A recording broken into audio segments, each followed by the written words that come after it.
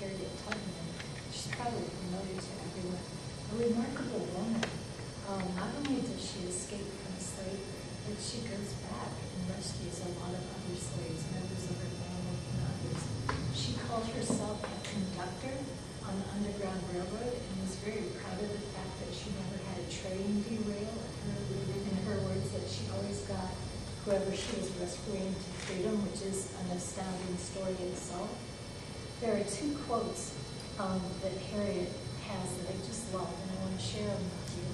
Every great dream begins with a dreamer. Always remember, you have within you the strength, the patience, and the passion to reach for the stars and change the world. And she certainly did. She certainly changed her world. And then I have to share this other quote because it's about the Quakers. And as you all know, I know you know this, Nate, the Quakers founded William Penn University. So I'm always talking about them. The Quakers, she said, were almost as good as us. They called themselves friends, and you could trust them every time.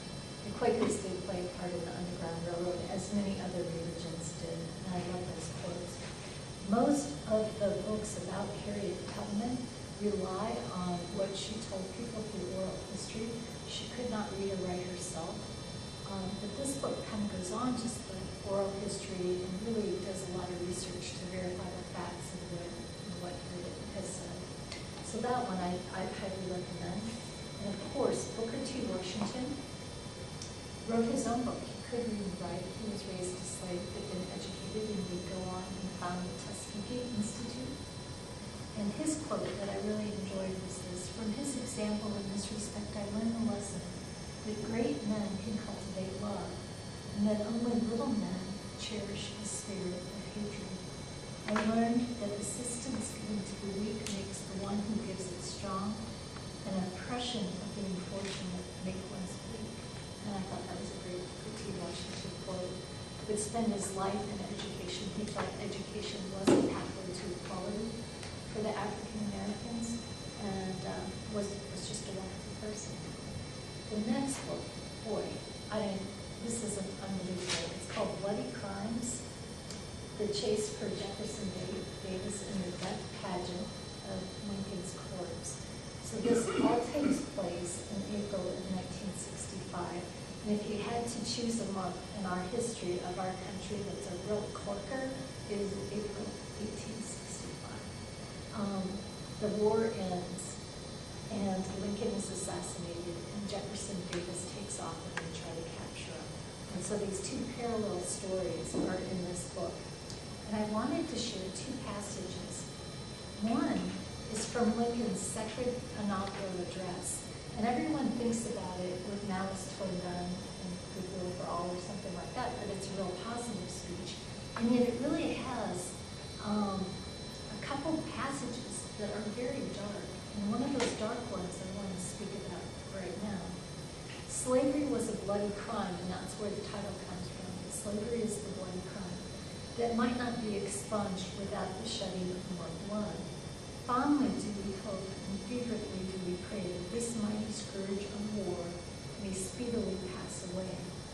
Yet, if God wills that it continue until all the wealth piled by the bondman's 250 years of unrequited toil shall be sunk, and until every drop of blood drawn with the lash shall be paid for by another drawn with the sword.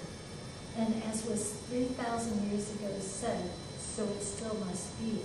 The judgments of the Lord are true and righteous altogether. And so often with Lincoln, I'm sure we all color whatever he says to give, our view of history. But to me, it's like, wow, do we foresee the Reconstruction going so wrong? And still, I was thinking of this. Ferguson, a couple of weeks ago, how much are we still paying for slavery? That original sin of our country. So I thought that was pretty amazing. So the book, in a nutshell, the spring of 1865 was the most remarkable season in American history. It was a time to mourn the Civil War's 620,000 dead. We will lose more people naturally in the Civil War than we will in any other conflict, easily, by a long shot. It was a time to bind up the nation's wounds. It was a time to lay down arms, to tally plantations in cities that had been laid to waste, and to plan for new crops. It was a time to ponder events that came to pass and to look forward to those yet to be. It was a time to hunt for Jefferson Davis and the funeral pageant of Abraham Lincoln, each a martyr to his cause. And it was a time in America when Walt Whitman wrote, "When the lilacs last in the dooryard." So I thought that was a great kind of succinct synopsis. So it will tell about what happens to Lincoln on the night he's killed. And it was a chaotic night, as everyone remembers. There was an attack on the Secretary of State. The Vice President would have been killed, but that conspirator kind of got all nervous and couldn't stay in one place and kind of wandered off before he actually had done the job. I mean, so everything's in upheaval. And then, as soon as Lincoln is assassinated, he really does become a martyr, and the martyr that we kind of know today. And interestingly enough, Mary Lincoln collapses. She doesn't even go to the funeral in the White House. She was just lost it. His body is put on the train.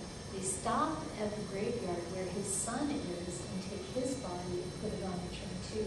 So then Abraham Lincoln and his son make their journey through all the major cities and back to Illinois. And so then it tells that story too.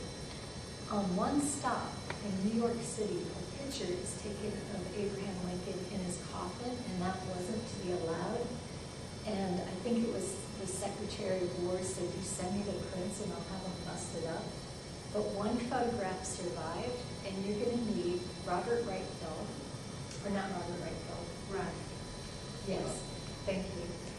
And he discovered that photo back in the 1950s in Springfield, Missouri, so he can tell the rest of that story. But that was on the death pageant.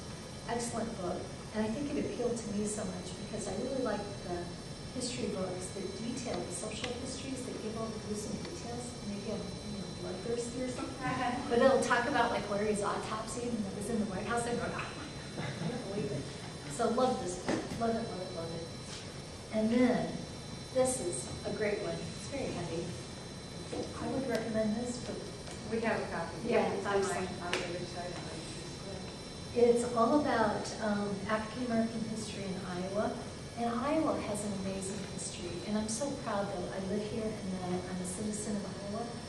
Our schools were integrated in 1868, and the Brown versus the Board of Education won't happen until the 50s. I mean, it was just incredible. Iowa had civil rights laws in 1923. Now, they're not always enforced, and there will be some threatened court cases, but we had the case law to really help fight discrimination. And that's part of the reason why we legalized gay marriage in 2009, because of all the precedents that we have in our Constitution. It also tells the story of the first Black professor at a college, and her name was Madeline Clark Foreman. And you can guess where I'm going to say she worked. Yes, William Penn. Of course. We're so proud of that too. Then it also talks about the role that Iowa plays in the Underground Railroad.